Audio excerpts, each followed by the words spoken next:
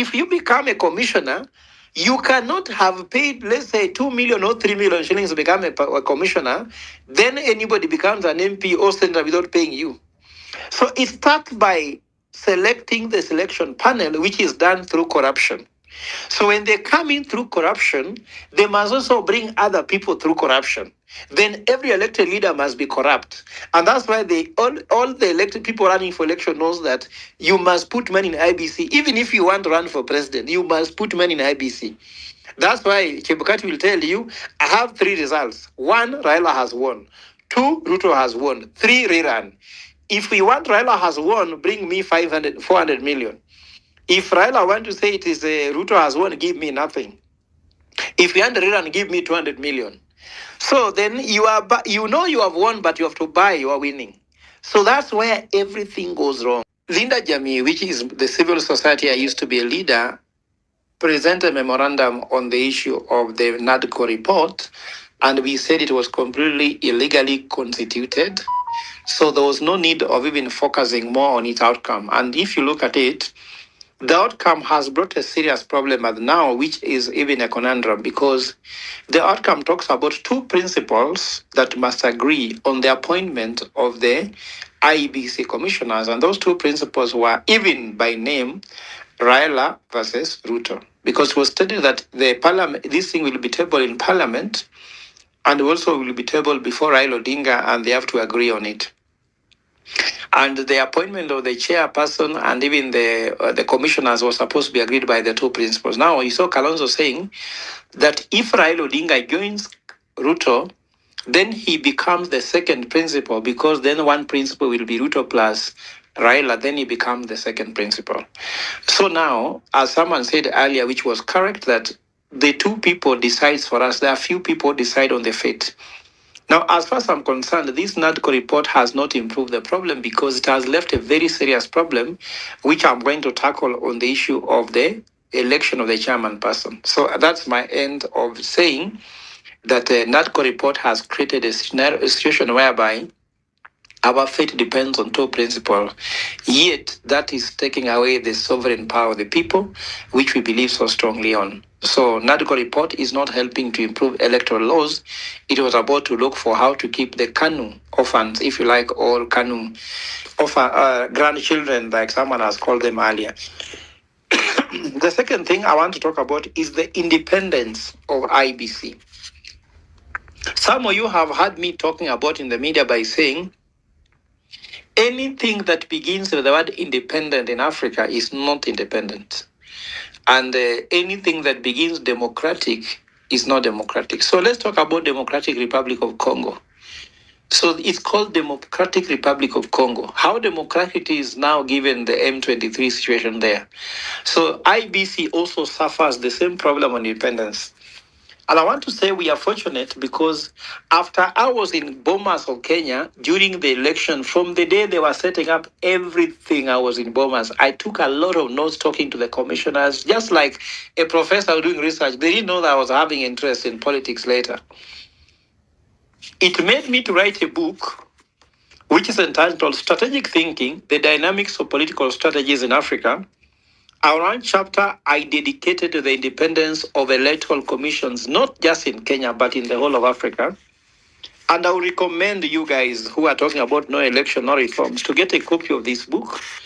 I should be able to donate 1 for free. I come out with 11 criteria to prove whether an independent electoral commission in Africa is independent or not. So I'll mention 1. I'll mention some of them. Like, 1 criteria is legal standing of the electoral commission.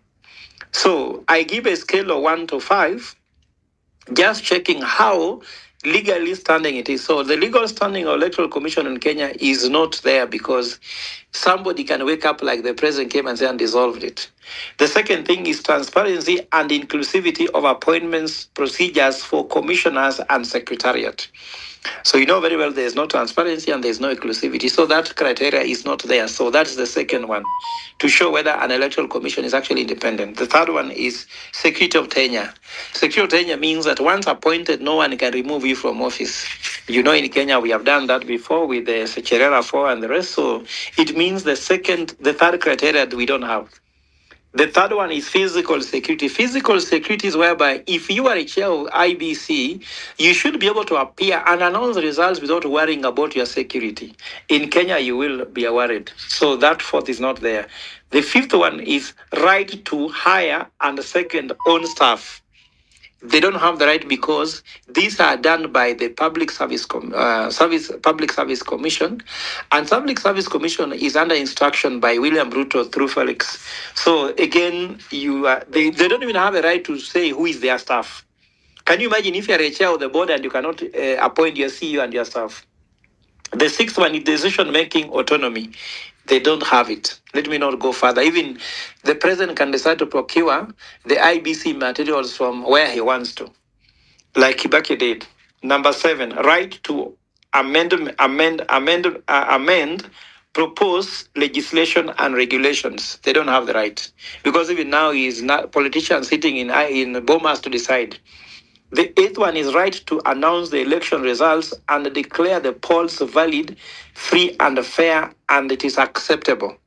There is no single day IBC was the last one to speak on the election results.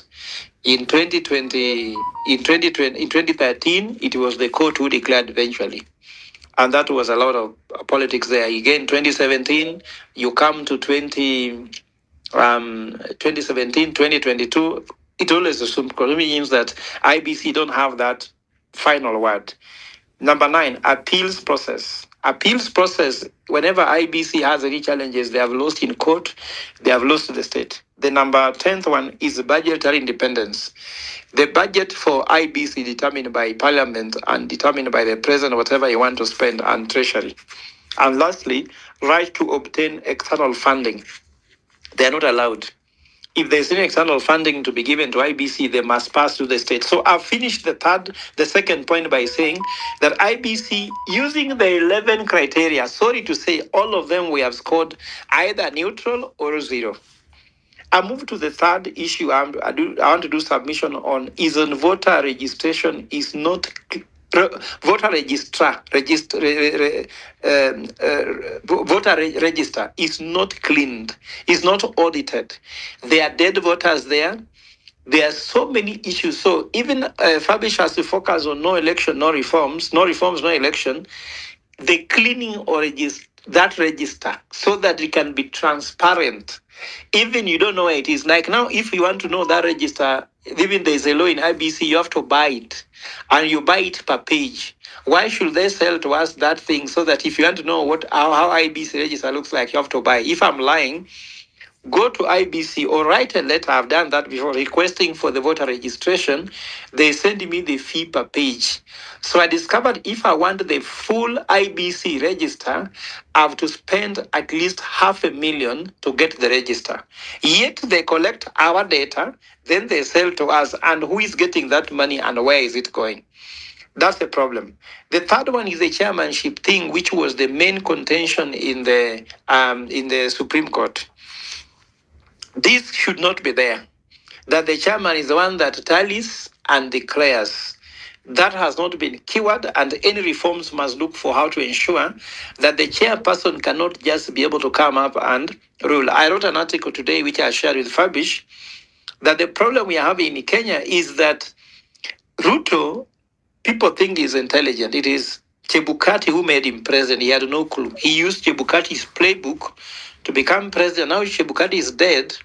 I don't think he's very happy because at least no one can even coach the next chairperson to do what Chebukati did for him. Because Chebukati used all the loopholes, the gray areas in the constitution to leave Ruto as a president. And the people thought Ruto was clever. He is not clever because cleverness should have seen in the SHA, SHIF, finance bill, house levy, affordable housing, everything else that Ruto has gone wrong. There is no Chebukati to help him there. So because of time, I go to the fifth issue I want to submit.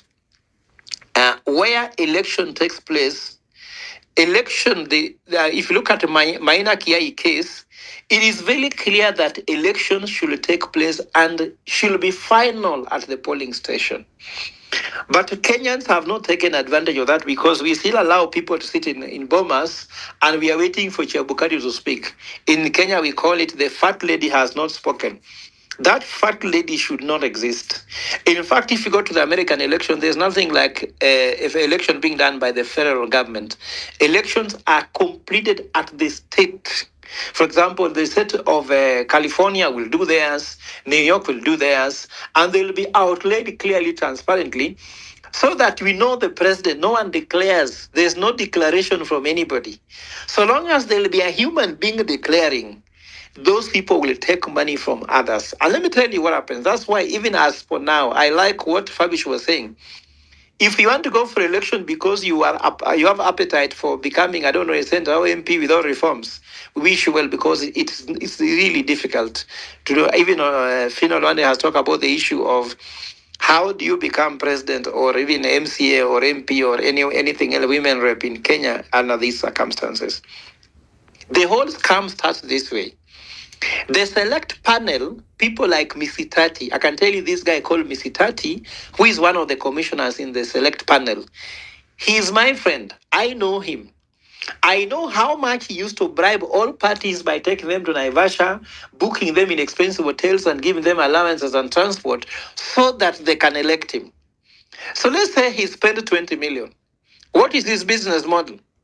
It means that anybody who applies to become a commissioner, if you don't give them money, there's no way you can become a commissioner if I spend my money to become in the select panel. And now, if you become a commissioner, you cannot have paid, let's say, 2 million or 3 million shillings to become a commissioner. Then anybody becomes an MP or senator without paying you. So it starts by selecting the selection panel, which is done through corruption. So when they come in through corruption, they must also bring other people through corruption. Then every elected leader must be corrupt. And that's why all the elected people running for election knows that you must put money in IBC. Even if you want to run for president, you must put money in IBC. That's why Chebukati will tell you, I have 3 results. 1, Raila has won. 2, Ruto has won. 3, rerun.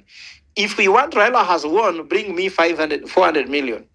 If Raila want to say it is Ruto has won, give me nothing.